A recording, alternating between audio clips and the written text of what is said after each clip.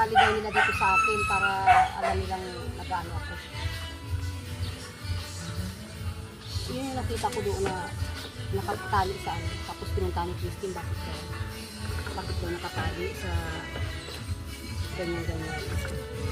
Ano yung tegamot? Ano to, yung dextrose powder at saka yung ano.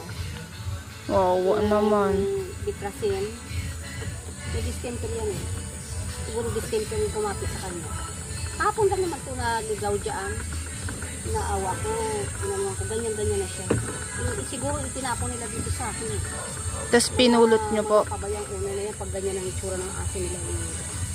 Anuhin na nila. Itapon. Siguro nakatali yan dati ate. Tapos nung nagkasakit na, pinakawalan May na. silang bahay. May sariling mga ano. Tapos mga alaga nila sa labas lang. Kapitirahin. Kung ano lang mayroong gamot ako dito.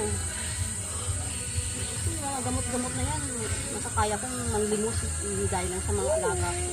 Kasi wala naman ako mayayaman na may bahay, may ano, pero ang alaga nila hindi nila may pasok sa loob. Ayun nga po.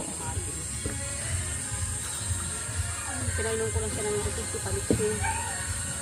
Mamaya yung gamot sa lagnat. Ano man akong maano, hindi ko naman kaya madala sa gusto. Man ako ano. Kaya nga po. Ganyan katanggihan na yan. Pag ganyan katanggihan na ng may ano.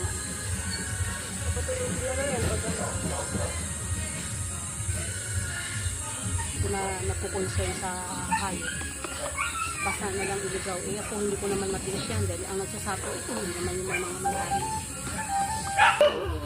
Sana at may tumulong.